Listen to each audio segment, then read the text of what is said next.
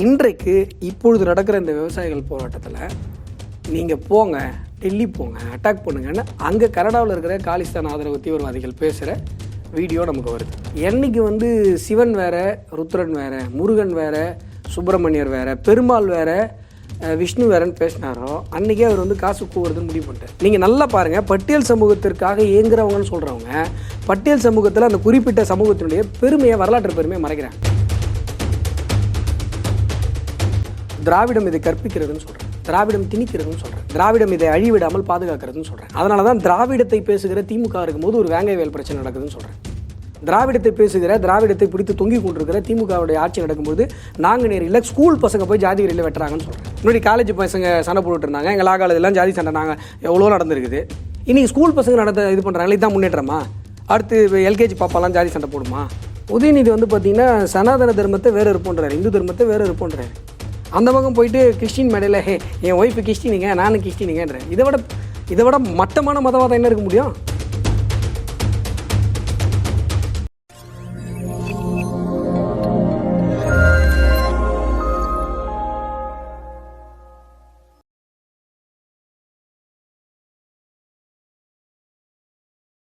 தாமரை நேயர்களுக்கு வணக்கம். இன்று நம்மோடு இணைந்திருக்கும் சிறப்பு விருந்தினர் பாஜகவின் மாநில செயலாளர் திரு அஸ்வத்தாமன் அவர்கள். வணக்கம் சார். வணக்கம் சார். டெல்லியில் பாஜகனுடைய கான்ஃபரன்ஸ் 2 நாட்கள் நடந்தது. ஒரு 11,000 பேர் அதில் கூட்டப்பட்டிருந்தாங்க.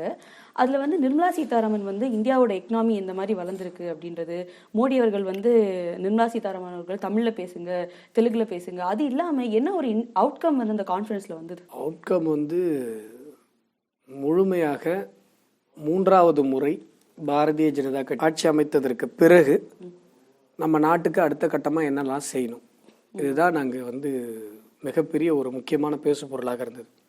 3வது முறை நம்ம ஆட்சி அமைக்க போகிறோம், அது உறுதி. 3வது முறை ஆட்சி அமைத்ததற்கு பிறகு என்னெல்லாம் செஞ்சிட்டு இருக்கிற விஷயங்களை எதெல்லாம் பெர்சிப்டேட் பண்ணி செய்யணும், துரிதப்படுத்தணும், எந்த விஷயத்தை எல்லாம் அடுத்ததாக செய்யணும். உதாரணத்துக்கு நீங்கள் சொன்ன அந்த மத்திய அமைச்சர் நிர்மலா சீதாராமன் அவர்கள் பேசின விஷயம், இன்றைக்கு 10வது பொருளாதார நாடாக 2014 இருந்த நம்முடைய பாரத தேசம் இன்றைக்கு 5வது மிகப்பெரிய பொருளாதார நாடாக முன்னேறி இருக்கிறது. இந்த ஒரு 7-8க்கு மேலே ஒவ்வொரு ஸ்டெப்பு வளர்றதும் பெரிய சாதனை. 10, 5 அப்படின்றத சாதாரணமாக பார்க்க முடியாது. 10லேருந்து 9 போகிறதே பெரிய சாதனை. இங்கே 10லேருந்து 5வது பொருளாதார நாடாக மாறி இருக்கிறது. இப்போ நீங்கள் 5க்கு போனதுக்கப்புறம் இன்னும் டஃப். இப்போ 10வது ரேங்க் எடுக்கிற பையன் 5வது ரேங்க் எடுக்கிறதே ரொம்ப கஷ்டம். 5வது ரேங்க் எடுக்கிற பையன் அடுத்து 3வது ரேங்க். ஏன்னா மேலே போக போக என்ன ஆகும், டஃப் ஃபைட் இருக்கும் இல்லைங்களா? மிகப்பெரிய பொருளாதார ஜாம்பவானாக இருக்கிற தேசங்கள் எல்லாம் இருக்கிறது. அவங்கெல்லாம் ஒரு 30-40 வருடங்களாக பொருளாதார வல்லரசாக இருக்கிற ஒரு தேசம். அங்கே பொருளாதார கட்டமைப்புகள் என்பது மிக பெரிய அளவில் இருக்கும். இப்போது 5வது பொருளாதார தேசமாக இருக்கிற நம்முடைய பாரத தேசம் 3வது பொருளாதார தேசமாக நம்ம முன்னேறணும் அப்படிங்கிற ஒரு நகர்த்துதலுக்கான திட்டமிடல். இப்போ கிட்டத்தட்ட நம்ம 4வது இடத்துக்கிட்ட வந்துட்டோம்.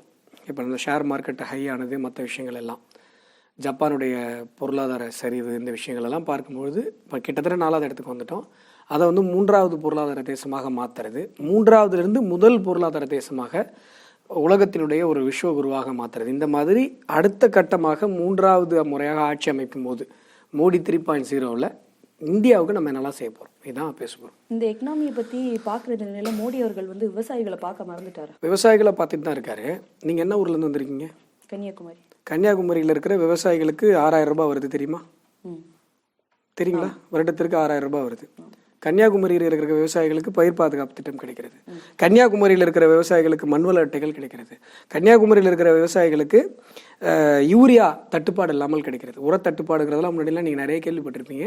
இப்போ போய் விவசாயிகள்கிட்ட, உங்கள் மாவட்டத்து விவசாயிகள்கிட்ட பேசுங்க, உர தட்டுப்பாடு இல்லை, குறையல, இல்லை, 0. இவ்வளவு விஷயங்களை விவசாயிகளுக்கு பண்ணிட்டு இருக்காரு. நீங்கள் ஒரு வேளை பஞ்சாப்லேருந்து வந்த போராட்டக்காரர்களை பற்றி கேட்குறீங்க அப்படின்னு சொன்னால், வீம்புக்குன்னு போராடுறவங்களுக்குலாம் எதுவும் பண்ண முடியாது. கண்ணீர் போய் கொண்டு தான் போகணும் சொல்கிறாங்களே. அதை சொல்கிறாங்களேன்னா இதுன்னு ஒன்று இறந்துருக்காருன்னா இறந்துருக்காருன்னு சொல்லுங்கள். அதான் இறந்துருக்காரு அப்படின்ற ஒரு செய்தி வருது. நான் என்ன சொல்கிறேன், பொருளிக்கும் செய்திக்கும் வித்தியாசம் இல்லையா?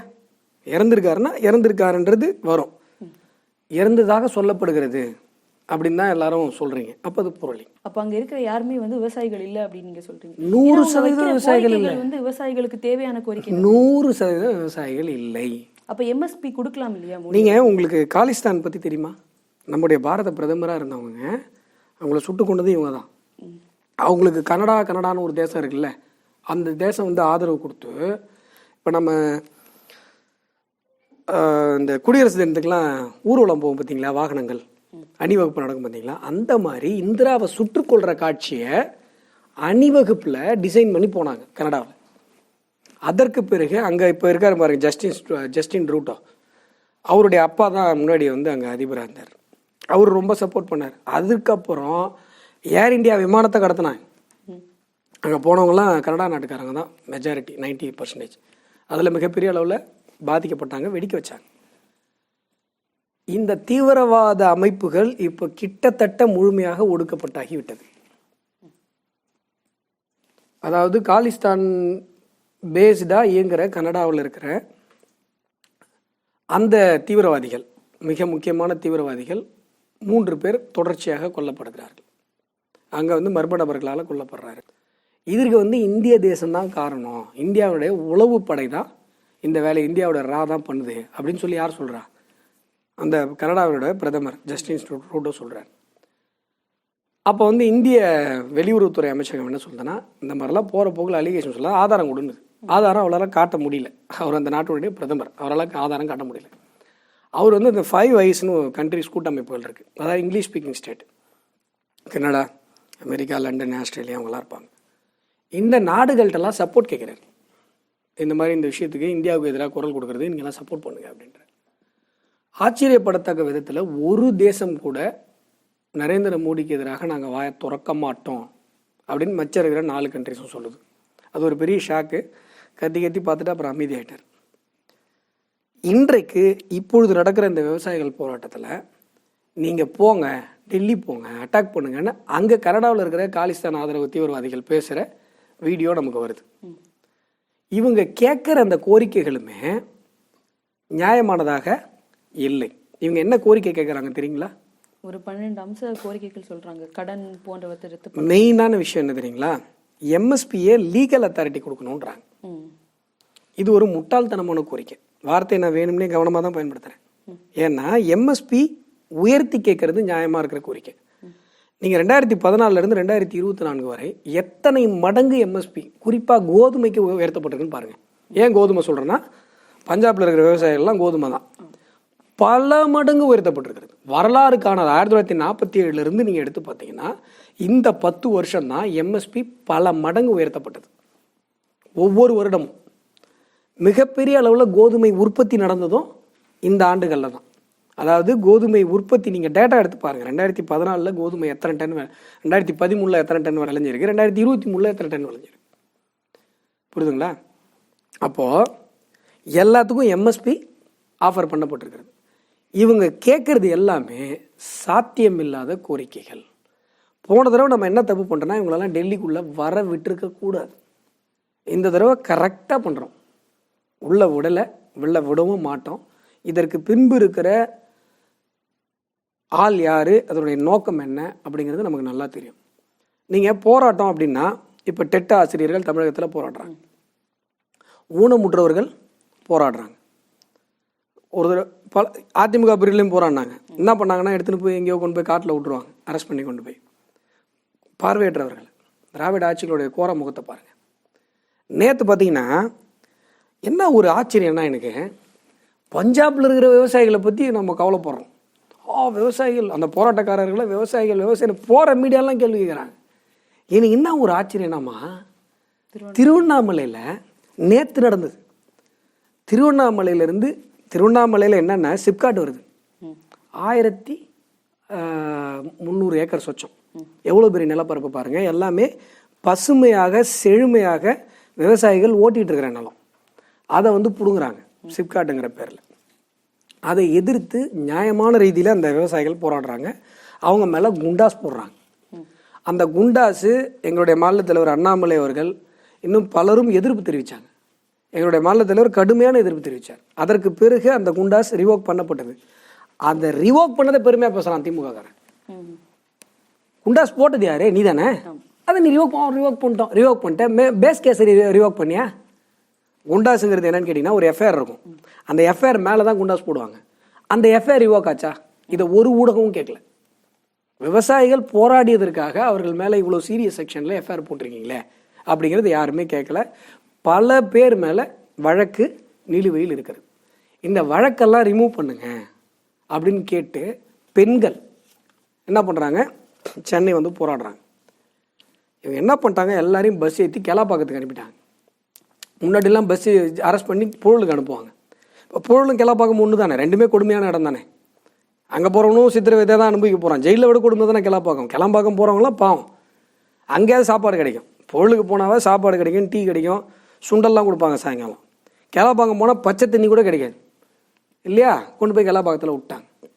அந்த பெண்கள்லாம் என்ன பண்ணுறாங்க தெரியல, கெலாம்பாக்கம் பேருந்து நிலையம் வாசலில் கருணாநிதி சிலை வச்சுருப்பாங்க. இப்படி கையில் பேப்பர் வச்சு நீ சிச்சை மெனிக்கு இருப்பார் உட்காந்துன்னு. அந்த சிலைகிட்ட போய் மனு கொடுக்குறாங்க. எவ்வளோ பெரிய கொடுமை பார்த்தீங்களா? நேற்று நடந்தது. நான் என்ன சொல்கிறேன், பஞ்சாபை பற்றிலாம் கொஞ்சம் பொறுமையாக கவலைப்படுங்க. நம்ம பக்கத்தில் திருவண்ணாமலையில் இருக்கிற விவசாயிகளை பற்றியும் கொஞ்சம் கவலைப்படுங்கன்னு ஊடகங்களை கேட்குறேன். இப்போது சுக்கி சிவம் அவர்களுடைய பிரச்சனை என்னன்னா, இவர் என்ன சொல்றாரு, அறநிலைத்துறையோட உயர்மட்ட குழுவில் வந்து அவர் இருக்காரு. அப்படி இருக்கும்போது அவர் என்ன சொல்றாரு, இந்த குலதெய்வ வழிபாடு எல்லாமே வந்து ஜாதியை வந்து வளர்ப்பதற்காக அப்படின்னு சொல்றாங்க. அதை நீங்க ஏத்துக்கிறீங்க? சுகி சிவம் அவர்கள் வந்து பார்த்தீங்கன்னா, இந்த இப்போ சிவாஜியா ஒரு பேர் என்ன, ஒருத்தரை திமுக வந்து ஒரு பேச்சாளரை நீக்கி திருப்பி சேர்த்தாங்கல்ல, அந்த மாதிரி ஒரு திமுகவுடைய பேச்சாளர் ஆயிட்டார். லியோனிக்கும் சுகி சிவத்துக்கும் எந்த வித்தியாசமும் கிடையாது. திமுகவுடைய பேச்சாளர் சுகி சிவம் வந்து பார்த்தீங்கன்னா, முன்னாடிலாம் சொல்லுவார் ஒரு கான்செப்ட், கோயில்களில் காசு கொடுத்தவங்கள சாமி கிட்ட விடுறது, இந்த விஐபி ரோ அப்படிங்கிற ஒரு விஷயம் இருக்கக்கூடாதுன்னு சொல்லி பேசுவார். நான் செலுத்து போய் சில்லறையெல்லாம் விட்டு எறிஞ்சேன். சுகி சிவத்துடைய நான் ப்ளஸ் 2 படிக்கும் போதெல்லாம் சுகி சிவத்துடைய எல்லா புக்கையும் படிச்சிருக்கேன். எல்லா புக்குனா உண்மையிலே லிட்டரலாக எல்லா புக்கையும் படிச்சிருக்கேன். அவ்வளோ கீனாக ஃபாலோ பண்ணியிருக்கேன் அவரை. ஆனால் இப்போ பாருங்கள், காசுக்காக மனுஷன் என்னெல்லாம் பேச ஆரம்பிச்சிட்டார் பாருங்கள். என்னைக்கு வந்து சிவன் வேற, ருத்ரன் வேற, முருகன் வேற, சுப்பிரமணியர் வேற, பெருமாள் வேற, விஷ்ணு வேறன்னு பேசினாரோ அன்றைக்கே அவர் வந்து காசு கூவுறதுன்னு முடிவு பண்ணிட்டார். இப்போ நான் தான் சொல்கிறேனே, சிலப்பதிகாரம் முழுசும் ராமர் இருக்கு. நாராயணான்னு சொல்லாத நாவ் என்ன நாவோன்னு கேட்குறாரு இளங்கோவடிகள். குறவை பாட்டில் வரும், தாதை ஏவலின் மாதுரன் போக்கி காதலி பிரிந்து கடுந்துயர் வந்தோன் வேத முதல்வன் பயந்தோன் என்பது நீ அறிந்ததில்லையோ அப்படின்னு சொல்லி கவுந்தி முனிவர் வந்து கோவலனை பார்த்து கேட்குற மாதிரி ஒரு பாட்டு வரும். அப்பாவுடைய ஆணையினால காட்டுக்கு போய் காதலியோடு போய் காட்டில் கஷ்டப்பட்ட அந்த ராமன் தான் வேதங்களை படைத்த மகாவிஷ்ணுங்கிறது உனக்கு தெரியாதாங்கிறது இந்த பாட்டுடைய அர்த்தம்.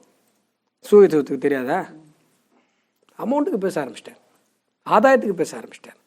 திமுகவினுடைய பேச்சாளர் ஆகிட்டார். இந்த குலதெய்வ விஷயத்தில் பார்த்தீங்கன்னா, குலதெய்வ வழிபாடுங்கிறது ஒரு சயின்ஸ்.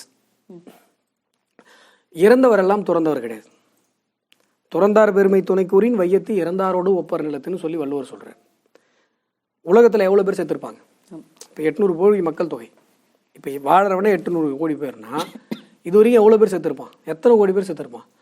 அந்த எண்ணிக்கையின் அளவுக்கு பெருமை உடையது துறந்தாருடைய பெருமை. துறந்தார்னா என்னன்னா, இந்த உலக இன்பங்களை துறந்தவர், முக்தி அடைந்தவர்கள். இந்த மாதிரி முக்தி அடைந்த ஆத்மாக்கள் மட்டும்தான் குலதெய்வங்களாக வைத்து வழிபடப்படும். நான் தான் சொல்லுவேன், 3 கேட்டகரி: வீரம், கொடை, ஆன்மீகம். இந்த 3த்துலேயும் உயர்நிலை அடைந்தவங்க மட்டும்தான் குலதெய்வங்களாக வைக்கப்படுவார்கள்.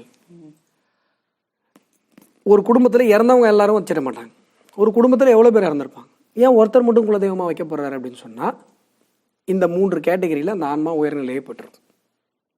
இப்போ போரில் போய் ஒரு இராணுவ வீரர் போர் புரிகிறாருன்னு வைங்க, ஒரு 4 மணி நேரம் சண்டை நடக்குது. ஒருத்தர் இந்த நம்ம அபிநந்தன் மாதிரி ஜெட் எடுத்துகிட்டு போய் பாகிஸ்தான் எல்லையில் போர் புரிகிறாருன்னு வைங்க. 4 மணி நேரம் போருக்கு பிறகு அவர் வந்து இறந்துறார், ஒரு வெடிகுண்டு போட்டு இறந்துறாருன்னு வைங்க. அந்த போர் புரிகிற அந்த நேரத்தில் நான் என்கிற உணர்வு இருக்காது. அதனால தான் வீரத்தில் உயர்நிலையை அடைந்து அதில் உயிர் துறக்கிறவங்கள நம்ம என்ன பண்ணுறோம்னா குலதெய்வமாக வழிபடுறோம். அதே மாதிரி கொடையில் இருக்கிற எல்லாத்தையும் கொடுக்குற ஒரு மனநிலை வந்துட்டாலே நான் என்கிற உணர்வு இருக்காது, எனக்கு அப்படிங்கிற ஒரு உணர்வு இருக்காது. அப்புறம் ஆபியஸாக ஆன்மீகம். ஆன்மீகத்தில் முக்தி நிலையை அடைந்தவர்கள். இந்த 3 பேர் மட்டும்தான் குலதெய்வங்களாக வைக்கப்படுவார்கள். இது வந்து சயின்ஸ், ஸ்பிரிச்சுவல் சயின்ஸு, ஆன்மாவை பற்றிய அறிவியல்.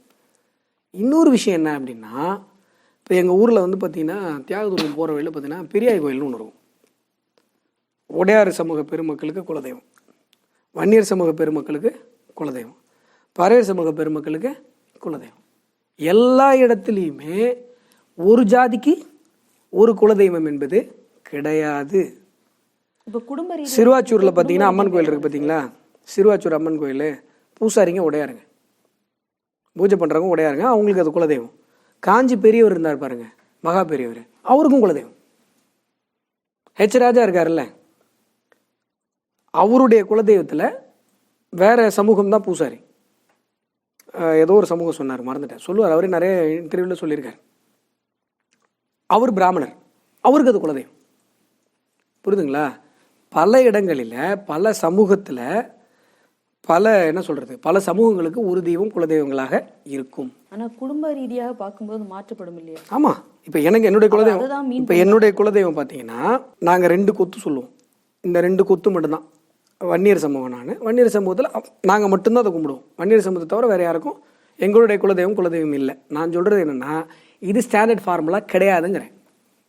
அதனால தான் நான் சிறுவாச்சூரும் ஹச்ராஜா அவர்களுடைய குலதெய்வத்தையும் நான் வந்து உதாரணமாக காட்டுறேன். புரியுது. இவர் சொல்ற அந்த ஜாதி வளர்ப்பு வந்து ஒருவேளை அந்த குடும்ப குலதெய்வ வழிபாட்டில் வரது அவர் சொல்லாம இல்லையா? நான் என்ன சொல்றேங்க, முதல்ல ஜாதியை வளர்க்கறதற்காகத்தான் குலதெய்வம் அப்படின்னு பேசுறது எவ்வளோ பெரிய அபத்தம். வாடகை கூட்டவங்க தானே இப்படி பேசுவாங்க. நான் தான் சொல்றேன், அதுக்கு பின்னாடி இருக்கிற அறிவியல் என்ன அப்படின்னு சொல்றேன். இதுல ஜாதியை வளர்க்குற, சரி ஜாதியை வளர்த்தா என்ன தப்பு? இப்படி ஒரு கேள்வி இருக்குல்ல. தவறு இல்லை அப்படின்னு சொல்றீங்க. ஜாதியே தவறு இல்லைன்னு சொல்லிட்டு நீங்க என்ன கண்டினியூஸா பாத்தீங்கன்னா உங்களுக்கு நல்லா புரியும். ஜாதி என்பது தவறான விஷயம் கிடையாது. ஒருத்தரோட ஜாதியால இன்னொரு ஜாதியில இருக்கவர் வந்து கஷ்டப்படுறாரு அப்படின்னு அதாவது ஜாதிய பாகுபாடுகள் தான் தவறு, ஜாதி தவறு கிடையாது. ஜாதியில என்ன தவறு இருக்கு? நான் என்ன சொல்றேன், நீங்க இத்தனை வருஷமா ஜாதியை ஒழிக்கணும் நீங்க லாஜிக் பேசிட்டு இருக்கீங்க. அது ஒழியாதுன்னு சொல்றீங்கல்ல. நான் ஒரு சொல்யூஷன் சொல்றேன். 4000 ஜாதியை நீங்க ஒழிக்கணும்ன்றீங்க. நான் 4 ஜாதியின் மீது சுமத்தப்பட்டிருக்கிற வெகுஜன தாழ்வு மனப்பான்மையை ஒழிக்கணுங்கிறேன். அது சாத்தியங்கிறேன். இங்க வந்து நீங்க பட்டியலுக்குள்ள அடைத்து வைத்திருக்கிற சாதிகளுக்கு என்று வரலாற்று பெருமை இருக்கிறது. பறையர் சமூக பெருமக்களா, யானையேறும் பெரும்பறையர்னு திருவாரூர்ல கல்வெட்டு இருக்கு. எல்லா சமூகத்திற்கும் நீங்க பட்டியல் சமூகம்னு சொல்றவங்களுக்கு மிகப்பெரிய வரலாற்று பெருமைகள் இந்த தமிழ் மண்ணில் இருக்கிறது. அப்போ அந்த சமூகம் வீறு கொண்டு எழுந்தால் மட்டும்தான் இதற்கான தீர்வு இருக்கிறது. அந்த சமூகத்தினுடைய பெருமையை அந்த சமூக மக்கள் உணரணும், அந்த சமூக இளைஞர்கள் உணரணும், பிற சமூகத்தையும் அதை உணரணும். அப்போ ஆட்டோமேட்டிக்காக என்ன ஆகும்? சாதி பாகுபாடுகள் இல்லாமல் போயிடும். இப்போ நீங்கள் பாருங்கள், ஓபிசி சமூகம், ஃபார்வர்ட் காஸ்ட், இந்த 2 கேட்டகரியிலையுமே ஜாதி பாகுபாடுகள் என்பதே இல்லை. பட்டியல் சமூக பெருமக்களே, இப்போ நீங்கள் ஓபிசி சமூகமே ஏற்றுக்கிட்டா கூட பட்டியல் சமூக பெருமக்களுக்கு மனசுக்குள்ள ஒரு தாழ்வு மனப்பான்மை இருந்துகிட்டே இருந்ததுன்னு வைங்க. அப்போ எப்படி இந்த சமூகம் முன்னேறும்? தாழ்வு மனப்பான்மை கொண்டு வரதே பிற சமுதாயத்தில் இருக்க மக்கள் தானே. நீங்கள் பிற சமூக மக்கள் அதை முழுமையாக ஏற்றுக்கொண்டால் கூட ஒரு பட்டியல் சமூக ஒரு பையனுக்கு, ஒரு இளைஞனுக்கு மனதிற்குள் அந்த எண்ணம் விதைக்கப்பட்டு கொண்டே இருந்தால் அப்போ அங்கிருந்து எப்படி முன்னேற்றம் வரும்? அது விதைக்கப்படுற காரணம் தான் நான் சொல்றேன். பிற சமூக விதைக்கப்பட்டதற்கான காரணம் அவனுடைய வரலாற்றை நீங்க மறைச்சது. விதைக்கப்பட்டதற்கான காரணம் நீங்க அவன் வரலாறை மறைக்கிறீங்க. நான் சொன்னல, யானையேறும் பெரும்பறையன்னு திருவாரூர்ல கல்வெட்டு இருக்கு. அந்த சாமி ஊர்வலம் வரும்போது அந்த சமூகத்திலிருந்து ஒருத்தர் முன்னாடி வந்தாகணும். இந்த வரலாற்று பெருமை அந்த சமூக மக்களுக்கு தெரியல. அதுவும் ஒரு காரணமாக இருக்கும். இது ஒரு அதுதான் காரணம். அதுதான் காரணம். நீங்க வேணும்னே பண்றீங்க இந்த அரசியல. ஒரு காலேஜ்க்கு ஒரு திராவிடம் என்பது ரெட்டமலை சீனிவாசன் கேள்விப்பட்டீங்களா? அம்பேத்கரும் அவரும் வட்டமேசை மாநாட்டுக்கு போறாங்க. சரியா? அவர் வந்து சவுத் ஆப்பிரிக்காவில், என்னுடைய ஆராய்ச்சியின்படி அவர் காந்தி அட்வொகேட் ஆகிறதுக்கு முன்னாடி அட்வொகேட் ஆகிருந்திருக்கிறதுக்கான வாய்ப்பு இருக்கு. சீனியர் இல்லைன்னா கான்டெம்பரரி. காந்திக்கு அவர் தான் தமிழ் கற்றுக் கொடுக்குறாரு. அங்கே அட்வொகேட்டாகவும் இருக்காரு, அந்த கோர்ட்டில் டிரான்ஸ்லேட்டராகவும் இருக்காரு. எப்போ காந்தி வந்து ப்ராக்டிஸ்க்கு போகும்போது. சரியா? காந்திக்கு இந்தியா முழுசும் கிடைச்சிருக்கிற முக்கியத்துவம் எப்படி இருக்கு, அண்ணல் அம்பேத்கருக்கு கிடைச்சிருக்க முக்கியத்துவம் எப்படி இருக்கு, எவ்வளோ பெரிய ஆளுமைகளாக, ஜாம்பவான்களாக அவங்க இருக்காங்க. ரெட்டைமலை சீனிவாசன் அவர்களை குறைந்தபட்சம் தமிழகத்திலேயே தெரியுமா? வட்டமேசை மாநாட்டுக்கு 1931 அம்பேத்கரோடு சேர்ந்து இவர் போறார். அம்பேத்கரோட சும்மா கூட போலைங்க, அம்பேத்கருக்கு இணையான ஆளுமை. இப்போ அம்பேத்கர் மகாராஷ்டிராக்காரர் தானே, தமிழகத்தில் இருக்க எல்லா பட்டியல் சமூகத்துக்கும் அவர் பட்டியல் சமூகத்தில் எல்லாருக்குமே தெரியும் தானே, மிகப்பெரிய ஆளுமை தானே. அப்பயே இவரு தெரியாம போச்சு. அது இந்தியன் கான்ஸ்டிடியூஷனோட ஹெட் அவர் இருந்ததுனால தெரியும். அது மட்டும் கிடையாது. நீங்க அரசியலமைப்பு சட்டத்தினுடைய வரைவு குழுவுடைய தலைவர் என்பது மட்டும் அண்ணல் அம்பேத்கருக்கான பெருமையாக நீங்க சுருக்க முடியாது. அவருடைய வாழ்வியல் என்பது மிகப்பெரியது.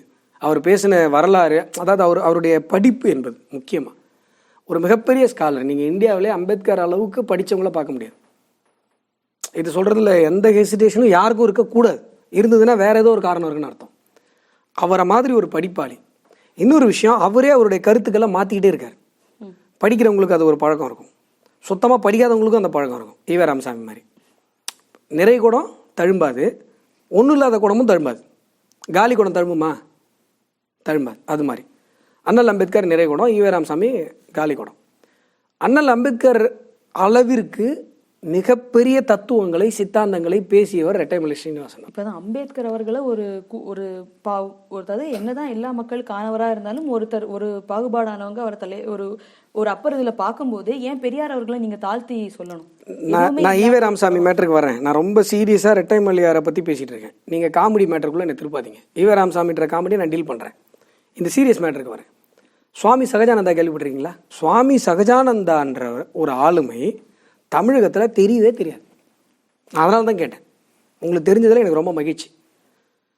பறையர் சமூகத்தில் ஒரு மிகப்பெரிய ஆளுமை. சிதம்பரம் பகுதியில் எம்எல்ஏவா தொடர்ச்சியாக ஜெயிச்சவர். அவர் இருந்த வரைக்கும் அவர் தான் எம்எல்ஏ. அங்கே ஒரு பள்ளி ஆரம்பித்தார். ரொம்ப சிறு வயதிலே 4வது 5வது படிக்கும் போதே மதமாற்றத்திற்கு எதிராக கிறிஸ்டின் ஸ்கூலில் வந்து நீ மதம் மாறிட்டப்போ உன்னை ஃப்ரீயாக படிக்க வைக்கணும் போயான்ட்டு வெளில வந்தவர். மிகப்பெரிய ஆன்மீகவாதி. வஉசி அவர்களோட நெருங்கிய நண்பர். அந்த சமயத்தில், அதாவது வஉசி, பாரதி, வ.வே.சுயர் இந்த பீரியடில் இந்த ஆளுமைகளுக்கு இணையாக மிகப்பெரிய அளவில் போற்றப்பட்ட ஒரு ஆளுமை. ஏன் யாருக்கும் தெரியாமல் போச்சு? இப்போ நீங்கள் ஒரு பட்டியல் சமூக இளைஞனுக்கு நான் சொல்கிற ஏனையரும் பெரும்பறையன், இந்த கல்வெட்டு, இந்த சுவாமி சகஜானந்தா, ரெட்டமலையார் இவருடைய வரலாறுலாம் தெரிஞ்சால் அவங்களுக்கு இந்த தாழ்வு மனப்பான்மை கற்பிக்கப்பட்டிருக்கிற திணிக்கப்பட்டிருக்கிற திருமாவளவன் மாதிரியான ஆட்களால் தொடர்ந்து திணிக்கப்பட்டே கொண்டிருக்கிற இந்த வெகுஜன தாழ்வு மனப்பான்மை வெளில வருவாங்கல்ல. முதல்ல நீங்கள் வந்து உங்களை பெருமையாக நினச்சாதாங்க அடுத்தவங்க உங்களை பெருமையானவங்களா ஒத்துப்பாங்க. மற்ற சமூகங்கள்லாம் அப்படி தானே இருக்கு. மற்ற சமூகங்கள் எல்லாமே தன்னுடைய சாதி பெருமையை பேசுகிறாங்களா? என்ன பிரச்சனைன்னு கேளுங்க. இதில் வந்து எப்படி பார்த்தீங்கன்னாலும் ஒரு கம்யூனிட்டி வந்து எக்கனாமிக்கலாக பெரிய கம்யூனிட்டியாக தான் இருக்கும் எந்த ஏரியாவிலுமே. ஆனால் எக்கனாமிக்கலாக பேக்வேர்டில் இருக்கிற கம்யூனிட்டி கூட ஒருத்தருக்கு ஒருத்தர் சண்டை வர்றதே கிடையாது. ஈவன் பிற்படுத்தப்பட்ட சமூகங்களாக இருக்கிற, அதாவது தொழில் அளவிலேயே பிற்படுத்தப்பட்ட சமூகங்களாக இருக்கிற இந்த துணி துவைக்கிற சமூகம், முடி திருத்துகிற சமூகம், இவங்கெல்லாம் என்னைக்காவது இந்த தாழ்வு மனப்பான்மையிலேருந்து நீங்கள் பார்த்துருக்கீங்களா? இல்லை. சொல்கிறாங்க ஆமாங்கண்ணா இந்த சமூகம் தான் அப்படிங்கிறாங்க. பட்டியல் சமூகம் நம்ம வந்து அடையாளப்படுத்துறது தப்பு சொல்ல. ரிசர்வேஷன் உடனே ரிசர்வேஷனுக்கு எதிரானு கொண்டு போயிட போகிறாங்க. ரிசர்வேஷன் இருக்கணும்னு பேசுகிற ஆள் அஸ்வத்தாமன். ரிசர்வேஷன் எடுக்கப்படக்கூடாது. இன்னும் சொல்ல போனால் ரிசர்வேஷனுடைய பர்வி வந்து எக்ஸ்டெண்ட் ஆகணும்னு பேசுகிற ஆள். பட் இந்த அடையாளப்படுத்துதல் இருக்குல்ல, அது வந்து ஒரு தாழ்வு மனப்பான்மையை ஏற்படுத்திக்கிட்டே இருக்கு. அப்போ வரலாற்று பெருமையை பேசணும். நீங்கள் நல்லா பாருங்கள், பட்டியல் சமூகத்திற்காக இயங்குறவங்கன்னு சொல்கிறவங்க பட்டியல் சமூகத்தில் அந்த குறிப்பிட்ட சமூகத்தினுடைய பெருமையை, வரலாற்று பெருமையை மறைக்கிறாங்க. இப்போ நான் பறையர் சமூகத்தை ஒரு உதாரணத்துக்கு எடுத்துக்கிறேன். அடுத்து பார்த்தீங்கன்னா வல்லூர் சமூகம். அந்த சமூகத்துடைய பெருமையை நான் பல இடங்களில் பேசியிருக்கேன். இன்றைக்குமே சைவ நெறிமுறைப்படி தான் அந்த சமூகம் வாழும். அவங்களுடைய இறுதிச் சடங்குல பார்த்தீங்கன்னா அந்த வில்வத்தெல்லாம் போட்டு விபூதியெல்லாம் போட்டு தான் அவங்க வந்து பண்ணுவாங்க. வள்ளுவனுடைய வாய்ச்சொல் பொய்க்காது அப்படிங்கிறது தீவிரமான நம்பிக்கை இன்றைக்குமே கிராமத்தில். ஒரு ஜோசியம் பார்க்குறதுக்கு வள்ளுவர்கிட்ட தான் போகணும்னு சொல்லுவாங்க. எங்கள் தாத்தாலாம் சொல்லுவார். புரியுதுங்களா? அப்போது அந்த அளவிற்கு உயர்ந்த இடத்துல இருக்கிற ஒரு சமூகங்களை நீங்கள் தாழ்வு மனப்பான்மையை கிரியேட் பண்ணிக்கிட்டே இருந்தால் என்னைக்கு இது தீர்வு வரும்? நான் என்ன சொல்கிறேன், ஜாதி தப்பு. ஜாதியில் எந்த தப்பும் கிடையாது. ஜாதி பாகுபாடு தப்பு. நீங்கள் ஒரு சில சமூகங்களுக்கு மட்டும் இந்த தாழ்வு மனப்பான்மையிலேருந்து அவங்க வெளில வந்துடவே கூடாதுன்னு நினைக்கிற கேடுகட்ட அரசியல் தப்பு. அதை ஒழிக்கணுன்ற. இப்போ நீங்கள் சொல்கிறதுக்கு எல்லாமே வந்து இந்த ஜாதி பாகுபாடு எல்லாமே அரசியல் கட்சிகால மட்டும்தான் வருது, பிற ஜாதியில் இருக்க மக்களால் வரல அப்படின்னு தான் சொல்கிறீங்க. திராவிடம் இதை கற்பிக்கிறதுன்னு சொல்கிறேன், திராவிடம் திணிக்கிறதுன்னு சொல்கிறேன், திராவிடம் இதை அழிவிடாமல் பாதுகாக்கிறதுன்னு சொல்கிறேன். அதனால தான் திராவிடத்தை பேசுகிற திமுக இருக்கும்போது ஒரு வேங்கை வேல் பிரச்சனை நடக்குதுன்னு சொல்கிறேன். திராவிடத்தை பேசுகிற, திராவிடத்தை பிடித்து தொங்கி கொண்டிருக்கிற திமுகவுடைய ஆட்சி நடக்கும்போது நாங்குநேரியில் ஸ்கூல் பசங்க போய் ஜாதி வெறியில் வெட்டுறாங்கன்னு சொல்கிறேன். அது அந்த குழந்தை அந்த வீட்டிலேருந்து தானே அதை படிச்சுட்டு வந்திருக்கும். இது ஏன் முன்னாடி நடக்கல? முன்னாடி நடக்கலன்னா முன்னாடி ஆட்சியில நான் கேள்விப்பட்டதே கிடையாது. நீங்க கேள்விப்பட்டதான் சொல்லுங்க. ஸ்கூல் பசங்க, திராவிட கட்சிகள் தானே இருக்குதுங்க. ஸ்கூல் பசங்க அதான் சொல்றேன். அப்புறம் என்ன கீச்சிக்கிறீங்க? திராவிட கட்சிகள் தானே இருக்குது. இங்க 50-60 வருஷமா நீங்க தானே இருக்கீங்க. என்ன பண்ணிட்டீங்க? ஏன் ஜாதி வழியில ஏன் எக்ஸ்டெண்ட் ஆகிட்டே போகுது? முன்னாடி காலேஜ் பசங்க சண்டை போட்டுட்டு இருந்தாங்க. எங்கள் லா காலேஜெல்லாம் ஜாதி சண்டை நாங்கள் எவ்வளோ நடந்திருக்குது. இன்னைக்கு ஸ்கூல் பசங்க இது பண்ணுறாங்களே, இதுதான் முன்னேற்றமா? அடுத்து எல்கேஜி பாப்பாலாம் ஜாதி சண்டை போடுமா? எங்கே போகுது சமூகம்? அப்போ என்ன தீர்வு? நீங்கள் வச்சிருக்கிற சித்தாந்தத்தில் தீர்வு இல்லைங்கிறேன். நான் என்ன சொல்கிறேன்னா, இந்த தீர்வு வைங்கன்றேன். எல்லா சாதியினுடைய பெருமையும் எல்லா சாதிக்கும் தெரியட்டுங்கிறேன். யாரோடையும் தாழ்வானவங்களும் கிடையாது. எல்லாரும் இறந்தவங்களா இருந்துட்டு போயிடுவோம். உங்கள் ஜாதி பெருமையை நீங்கள் பேசுங்க, என் ஜாதி பெருமையை நான் பேசுகிறேன். நான் எல்லா ஜாதி பெருமையும் பேசிகிட்டு இருக்கேன். ஆக எல்லா சமூகத்தினுடைய பெருமையும் எல்லா சமூகமும் எல்லா மனிதர்களும் உணர்ந்துட்டா இந்த பிரச்சனைக்கு தீர்வு இருக்குல்ல. நான் தீர்வை நோக்கி போகிறேன். நீங்கள் அரசியல் பண்ணுறீங்க. இங்கே திராவிட அரசியலுங்கிறது ஒரே வரியில் சொல்லணும்னா ஓபிசி தாங்க ஓட் பேங்க். தமிழகத்தில் ஓபிசியோட ஓட் பேங்கை நீங்கள் பூச்சிட்டிங்கன்னா ஜெயிச்சிடலாம். பட்டியல் சமூகத்துக்கும் ஓபிசிக்கும் நடுவில் இணக்கமான சூழ்நிலை வரவிடாமல் இந்த திராவிட கட்சிகள் பார்த்துக்கிட்டே இருக்கும். திருமாவளவன் மாதிரியான ஆட்கள்லாம் அதுக்கு தான் இருக்காங்க. அந்த பக்கம் பார்த்தீங்கன்னா பூச்சாண்டி காட்டுவாங்க பிராமணர்களை.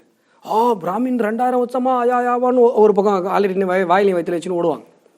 அப்போ ஓபிசி பார்த்தீங்கன்னா அந்த பக்கமும் இந்த பக்கமும் ஒரு பயமான ஒரு மனநிலையிலே இருக்கும். அப்போ நீங்கள் கேண்டிடேட்டை கொண்டு போய் அந்த தொகுதியில் எந்த சமூகம் ஓபிசியில் அதிகமாக இருக்கும் அந்த கேண்டிடேட் போட்டு ஜெயிச்சுட்டு போயிட்டே இருப்பாங்க. இதான் திராவிட அரசியல். இன்னைக்கு திராவிட கட்சிகள் பிராமணர்கள் நீங்க சொல்ற மாதிரி அவங்க பழிச்சு தான் பேசுறாங்க. ஆனா இன்னும் அந்த திராவிட சமுதாயத்திலேயே பிற சமுதாயத்தை தாழ்த்தி பார்க்கவும் தாழ்த்தி பேசவுமான செயல்கள் நடந்துட்டு தானே இருக்கு. திராவிட சமூகம்னா பிராமண சமூகத்துல சொல்றேன். அவங்க பிற ஜாதிக்காரர்களை இன்னைக்கும் தாழ்த்தி பேசியோ இல்ல அவங்கள ஒரு டிஸ்டன்ஸ்ல வச்சுதானே இன்னைக்கும் பழகுறாங்க. எல்லாரும் இல்லைனாலும் ஒரு 4 பேர் சொல்லுங்க. இப்படி பொத்தாம் பொதுவா எந்த சமூகத்து மேலே நிறைய எக்ஸ்பீரியன்ஸ் நம்ம பாக்குறோம். நானே சில இடத்துல பாத்திருக்கேன். நீங்க அனுபவிச்சிருக்கீங்களா? நான் அனுபவிச்சது இல்ல, என் தோழர்கள் அனுபவிச்சிருக்காங்க. அவங்க ஒரு கீழ் வேற சமூகத்துல இருந்தாங்கன்னா அவங்க வேற மாதிரி ட்ரீட் பண்ணப்படுறாங்க. சில பிராமணர்கள் சில வீட்டுக்கு தண்ணி குடிக்க மாட்டாங்க, அவங்க இதுல சாப்பிட மாட்டாங்க. அந்த மாதிரியான ஒரு பாகுபாடு எதுக்கு பார்க்கணும்? எனக்கு தெரிந்து நான் பார்த்தவரை, நான் சின்ன வயசுல இருந்து பார்த்தவரை அந்த மாதிரி ஒரு சம்பவத்தை நான் பார்த்ததோ கேள்விப்பட்டதோ இல்லை. ஆனா கரெக்ட் நான் சொல்றேன். ஆனா நான் வரலாற்றுல இருந்து சொல்றேன். கனக சுப்புரத்தினம்ங்கிற ஒரு பட்டியல் சமூக இளைஞனுக்கு பூணூல் போட்டது பாரதிங்கிற பிராமணர். மதுரையில ஆலய நுழைவு போராட்டம் அப்படிங்கிற ஒரு விஷயத்த பட்டியல் சமூக பெருமக்கள் எடுத்துட்டு மதுரை மீனாட்சி அம்மன் கோயிலில் கூட்டு போனது வைத்தியநாத ஐயருங்கிற பிராமணர். ஆலய நுழைவு சட்டம் கொண்டு வந்தது ராஜாஜிங்கிற பிராமணர். இதெல்லாம் நான் வரலாற்றுல பாக்குறேன். திராவிட என்ன கீச்சுதுன்னு அப்படி லைட்டா சொல்லுங்க. வரலாற்றுல நீங்க அந்த விஷயம் இங்க பாருங்க. இன்னைக்கு நடைமுறை இருக்கு. அதான் சொல்றேன். நான் என்ன சொல்றேன், இது ஒரு கட்டமைப்பு, ஒரு கட்டுமானம். நீங்க பாத்தீங்கன்னா சினிமாவில் பாத்தீங்கன்னா வைங்களேன், அப்படியே கண்ணை மூடி கற்பனை பண்ணுங்க. ஒரு அனாதாசிரமம் சினிமாவில் யோசிங்க. உங்களுக்கு என்ன தெரியுமா ஞாபகம் வந்திருக்கும்? நீங்க சொல்ல வேணாம், நான் சொல்றேன். ஒரு கன்னியாஸ்திரி வந்துச்சா, அனாதாசிரமம்னாலே கிறிஸ்தவ மிஷினரி தான் வரும். இது கட்டமைப்பு. இப்போ சொல்லுங்க, நீங்க எந்த அனாதாசிரமத்தை நேரில் பார்த்துருக்கீங்க கிறிஸ்தவ மிஷினரி? நான் எங்க ஊர்ல பார்த்துருக்கேன். பார்த்துறீங்களா? பரவாயில்ல, நான் பார்த்ததே இல்லை. எனக்கு தெரிஞ்சுன்னா அந்த சிவானந்த குருகுலம் சென்னை போகிற வழியில் லெஃப்டில் இருக்கும். நான் பார்த்த ஆசிரமம் எல்லாமே இந்து சார்ந்தது, இல்லை கிறிஸ்தவ மிஷினரிகள் சாராதது தான் எண்ணிக்கை அளவில். நீங்கள் கன்னியாகுமரின்றதுனால 1-2 நீங்கள் பார்த்துருக்க வாய்ப்பு இருக்குது. ஆனால் எனக்கு தெரியல. ஆனால் அதே கன்னியாகுமரியில் இந்து அமைப்புகள் இருக்கிற ஆசிரமங்களை என்னால் பல ஆசிரமங்களை சொல்ல முடியும். எண்ணிக்கையில் அதுதான் அதிகமாக இருக்கும். ஆனால் இந்த கன்செப்ஷன் இருக்குது பார்த்தீங்களா, ஆசிரமம்னாலே கிறிஸ்தவர் தான், கிறிஸ்தவ ஆசிரமங்கள் தான், கிறிஸ்தவ மிஷினரிகள் தான் நடத்துவோம் அப்படிங்கிறது. இந்த கன்செப்ஷன் இருக்குது பார்த்தீங்களா, இதுதான் இங்கே பிரச்சனை. பிராமணர்னாலே ஜாதி கொடுமை பண்ணுவாங்க. பிராமணர்னாலே ஓபிசி சமூகம்லாம் ஜாதி கொடுமை பண்றது இல்லையா? நான் சொல்றேன், அவங்க மட்டும்தான் இவங்க மட்டும்தான் இல்ல, மனிதர்கள் பண்றாங்க. அது எதுக்கு இந்த ஜாதினா பண்ணது அந்த ஜாதி? நீங்க சொன்னீங்களே பிராமணர்கள் அப்படிதான் இருக்காங்க. நான் பார்த்து சொல்லும்போது என்கிட்ட சொன்னேன், எல்லாரும் இல்ல சில பேர் இருக்காங்க அப்படி. இந்த ஒரு பொதுமைப்படுத்துதல் இருக்குல்ல, பிராமணர்கள் தான் பண்ணாங்க. நீங்க இப்படி ஒரு அலிகேஷன் சொல்லுங்க, அதுல கூட நான் முகாந்திரம் தான் புரிஞ்சுக்கிறேன். சார் ஓபிசியில எல்லாருமே பண்றாங்க சார். வட மாவட்டங்கள்லையும் ஜாதி கொடுமைகள் நடந்திருக்கு, தென் மாவட்டங்களையும் நடந்திருக்கு, ஓபிசியில் இருக்கிற டவுன் சவுத்தில் உங்கள் மாவட்டத்திலையும் நடந்திருக்கு. இப்போ எல்லா சமூகங்களும் ஓபிசி பெரும்பான்மை சமூகங்கள் சாதி ரீதியான பிரச்சனைகள்லாம் பண்ணியிருக்காங்க. ஆனால் பிராமணர்கள் தான் இதை உருவாக்கினார்கள் அப்படிங்கிற ஒரு அலிகேஷன் நீங்கள் சொன்னீங்கன்னா இதில் முகாந்திரம் இருக்குது. நான் உண்மை இருக்குன்னு சொல்லலை, முகாந்திரம், அதாவது இந்த மாதிரி நீங்கள் நம்புறதுக்கான முகாந்திரம் இருக்குது அப்படின்னு நான் ஒத்துப்பேன். ஆனால் நீங்கள் பிராமணர்கள் தான் ஜாதி கொடுமையாக பண்ணுறாங்க, மற்ற ஜாதிகாரெல்லாம் பண்ணலாம் ஒத்துக்க, மற்ற ஜாதிகளும் பண்ணுறாங்க. இந்த முகாந்திரத்துக்குள்ளே நான் வந்துடுறேன். ஏன்னா தீகாக்காரங்க சொல்கிற அலிகேஷன் இது. அதனால தான் உங்களை வலுக்கட்டாயமாக இதில் ஈத்துன்னு வரேன். நீங்கள் நல்லா பாருங்கள், இந்த கட்டமைப்புகள்லாம் இவங்க தான் உருவாக்குனாங்க. சரி, இதெல்லாம் உருவாக்குனாங்கல்ல. கிறிஸ்தவத்தில் பழைய ஏற்பாடெலாம் யாருமே கிறிஸ்தவர்களே படிக்கிறது கிடையாது, அதெல்லாம் படிச்சிருக்க வாய்ப்பே இல்லை. பழைய ஏற்பாட்டில் லேபி கம்யூனிட்டின்னு ஒன்று இருக்குது, பிரீஸ்ட் கம்யூனிட்டி. நீங்கள் உலகம் முழுசும் போய் பாருங்கள், ஃப்ரெஞ்சு புரட்சி எப்படி ஏற்பட்டுச்சு? ஃப்ரெஞ்சு புரட்சி ராஜாக்கள் வந்து பாதிரியார்களை, கிறிஸ்தவ பாதிரியார்களை கேட்டு தான் ஆட்சியை நடத்துகிறாங்க. அதுக்கு எதிராக வந்தவங்க தான் இடதுசாரிகள், அதுக்கு ஆதரவாக போனவங்க வலதுசாரிகள். இப்போ இந்திய தத்துவவாதிகளை, இந்துத்துவவாதிகளை வலதுசாரி வாயில்சாரின்னு சொல்லிட்டு சுற்றுறாங்க. இங்கே நாங்கள்லாம் வலதுசாரிகள் கிடையாது, நாங்கள் இந்திய தத்துவவாதிகள், இந்துத்துவவாதிகள். இந்திய தத்துவவாதிகள்ன்றத சுருக்கம் தான் இந்துத்துவவாதி. விஷயத்துக்கு வருவோம். உலகம் முழுதுமே பிரீஸ்ட் கம்யூனிட்டிகள், இப்போ ஈவனுக்கு இஸ்லாம்லே பாருங்கள், மத போதகர்கள், மதத்தை சொல்கிறவங்க அவங்களுடைய சொஃபஸ்டிகேட்டட் பொசிஷனை என்ஷூர் பண்ணிப்பாங்க. எக்கனாமிக்கலாக அவங்க ரொம்ப வெல்த்தாக இருப்பாங்க. இப்போ லேபி கம்யூனிட்டி வந்து பார்த்திங்கன்னா 11 சமூகங்கள். அந்த 11 சமூகங்கள் சம்பாதிக்கிற காசில் 10ல் 1 மடங்கு தொகையை கொண்டு வந்து லேபி கம்யூனிட்டி கொடுத்துடணும். அப்போ லேபி கம்யூனிட்டி எப்படி இருக்கும்? பணக்காரங்களாக இருப்பாங்களா? இப்போ கிறிஸ்தவ மிஷினரிகள் அதை பண்ணுறாங்க. பழைய ஏற்பாட்டே விட்டால் கூட இந்த ஒரு விஷயத்தை மட்டும் நேக்கா எடுத்துட்டாங்க. மோகன் லாசரஸ் சொல்கிறார் பாருங்க, 10 கிடையாது 100 என்கிட்ட கொடுத்துரு, நீ இந்த 10% கொடுக்கலாம், நீ பாவிங்கிறாங்க. எப்படி பரிணாமம் வச்சு பாருங்கள். 10% சம்பாதிக்கிறதுல 1 லட்ச ரூபா சம்பாதினா 10,000 ரூபாய் கொண்டு போய் நீங்கள் கிறிஸ்தவ மிஷினரி கொடுத்துடணும், கொடுக்கலாம் நீங்கள் பாவின்றாங்க கிறிஸ்டின்ஸை. ஆனால் பிராமணர் சமூகம் அவங்க தான் இதெல்லாம் உருவாக்குனாங்க. அப்படின்னும் போது அந்தனர் நூற்கும் அறத்திற்கும் ஆதியாய் நின்றது மன்னவன் செங்கோல் திருவள்ளுவர் சொல்கிறார். அப்போ அந்தனர் உறுப்பது தான் அறம், இவங்க தான் இதை கோடிஃபை பண்ணுறாங்க. அப்போது எக்கனாமிக்கலாக வெல்த்தாக வச்சுக்க வேண்டியதானே? ஏன் அந்தணர்கள் பிராமணர்கள் பிச்சை எடுத்து சாப்பிடணுங்கிற ஒரு விஷயத்தை உருவாக்குறாங்க? அடுத்த வேலை சாப்பாட்டுக்கு அதிகபட்சம் நீ குடும்பஸ்தனாக இருந்தால் அடுத்த நாள் சாப்பாட்டுக்கு நீ சொத்து வச்சுக்கூடாதுங்கிறாங்க. உஞ்சவிருத்தி பிராமணர்னு இருக்குது. நிலத்தில் அறுவடை முடிஞ்ச போது சிந்தி செதறி கிடைக்கும் பார்த்தீங்களா தானியங்கள், அதை பொறின்னு வந்து நீ ஜீவனம் பண்ணணும்னு எழுதுறாங்க. யார் எழுதுனா? அந்தணர்கள். அப்போது எல்லாரையும் அடைக்க ஆளணும்னு நினைக்கிற ஒரு சமூகம் நீங்கள் சொல்கிற மாதிரி. ஏன் இந்த மாதிரி லேபி கம்யூனிட்டி மாதிரி கிறிஸ்தவத்தில் இருக்க மாதிரி வாப்பா 10ல் 1 மடங்கு எனக்கு கொடுன்னு சொல்லிட்டு போகலாமே? சொல்லிட்டு போகலாம் இல்லைங்க. இன்றைக்கும் தட்டு காசு தானேங்க. இன்னைக்கு அறநிலைத்துறை எல்லாருமே அப்படிதான். பிராமணர் ஏங்க டிவிஎஸ் கம்பெனி ஓனரை பார்த்துட்டு பேசாதீங்க, இந்துராம பார்த்துட்டு பேசாதீங்க. அவங்க பிராமணர்கள் கிடையாது, அவங்க வைசியர்கள். அவர்களை பார்த்து பேசலீங்க, இருக்க சாமானிய மக்கள் அவங்களே பார்த்து சொல்லுங்கன்ற. நான் அவங்க வந்து தொழில் தொடங்கிட்டாங்க. நான் சொல்றது பிராமணர்களை பற்றி பேசிட்டு இருக்கேன். இறைவனுக்கு சேவை செய்கிறவங்க இதை இது பண்ணிக்க வேண்டியதானே? நீங்கள் பாருங்கள், பிராமணர்களுடைய வீடு காரைக்குடி செட்டியார் வீடு மாதிரியா இருக்கும். எங்கேயாவது நீங்கள் பார்த்துறீங்களா?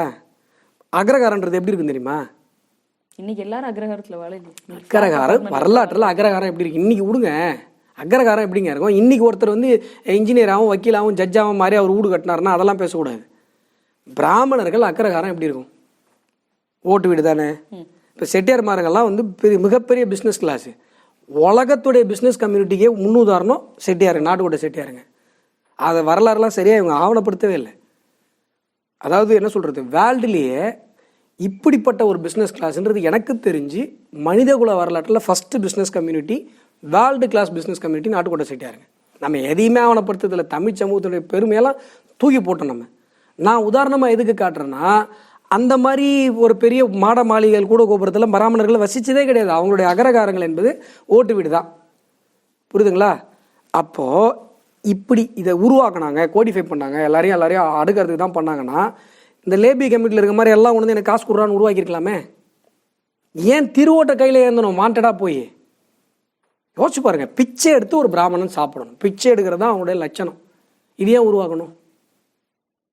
அப்போ அவங்க தன்னைத்தானே சாக்ரிஃபைஸ் பண்ண தானே தயாராக இருந்திருக்காங்க. அவங்க மேலே இவ்வளோ பெரிய பை தூக்கி போடுறீங்க, தப்பு இல்லையா? நான் பதிவு பண்ணுறேன் சார், எல்லாரும் இல்லை இருந்தாலும் இங்கே இருக்காங்க. நான் என்னங்க இவ்வளோ பெரிய லாஜிக் சொல்லிட்டேன், அப்புறம் எல்லாரும் இல்லை இருந்தாலும் இருக்காங்க. எல்லாரும் பிராமணர்கள் நான் என்ன சொல்கிறேங்க, நல்லவங்க எல்லா ஜாதியிலும் இருப்பாங்க, கெட்டவங்களும் எல்லா ஜாதியிலும் இருப்பாங்க. இது வந்து ஒரு லாஜிக்கே கிடையாது. நான் சொல்கிறது என்னன்னா, இந்த பிரிவினைகளை இவங்க தான் உருவாக்குனாங்கன்ற ஒரு அலிகேஷன் இருக்குல்ல, அதுக்குள்ள நான் போகல. அதுக்குள்ள நீங்க போல, நான் உங்களை வலுக்கட்டாயமா கூட்டு வரேன் அதுக்குள்ள. ஏன்னா இந்த விஷயத்துக்கான கிளாரிட்டி கிடைக்கணுன்றதுக்காக. நான் திருவோடு இல்லை, நான் வந்து பிச்சை எடுத்து தான் சாப்பிடணும்னு ஒருத்தன் தனக்குத்தானே விதிச்சிட்டு இருக்கான்னு சொன்னா, அவன் ஏன் வந்து மற்றவங்களை அடக்கணும் தானே நம்ம நீங்கள் சொல்கிற அலிகேஷன். மற்றவங்களை அடக்கணுன்றதுக்காக அவங்க தான் இதெல்லாம் பண்ணிட்டாங்க. அடக்கணும்னு நினச்சிருந்தா அவங்க சொத்தை எனக்கு 10 மடங்கு கிறிஸ்டினில் இருக்க மாதிரி கொடுன்னு சொல்லியிருப்பாங்களே, பண்ணலையே. அப்போ அவங்களோட இன்டென்ஷன் அது கிடையாது. வருணாசிரம தர்மம் அப்படிங்கிறது அது கிடையாது. நான் சொல்கிறேனே, அயன் பண்ணுற ஒரு பையன் அயன் பண்ணுங்கிறது வர்ணாசிரம தர்மம் கிடையாது. அயன் பண்ணும்போது நீங்கள் 500 மறந்து வச்சிடுறீங்க சட்டை பாக்கெட்டில், அதை எடுத்துகிட்டு வந்து கொடுக்குறாரு பார்த்தீங்களா, அதுதான் வர்ணாசிரம தர்மம்.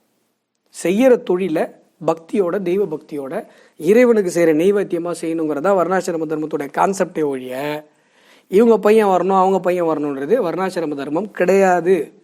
அது பல வருஷமாக ப்ராக்டிஸில் இருந்ததுனால நடுவில் இருந்த மனிதர்கள் அதை தப்பாக புரிஞ்சிட்டாங்க. புரியுதுங்களா? அந்த சொஃபஸ்டிகேஷனை அனுபவிக்கிறன்ற பேரில் தப்பு பண்ண ஆரம்பிச்சிட்டாங்க. இது மனிதர்கள் செய்கிற தவறு தானே ஒழிய சிஸ்டத்தோட தப்பு கிடையாது. தமிழகத்துல வந்து ஜாதி அரசியல் நடக்கும்போது இந்தியாவில் இன்னும் மத அரசியல் நடக்குது அப்படின்னு சொல்லலாம் இல்லையா?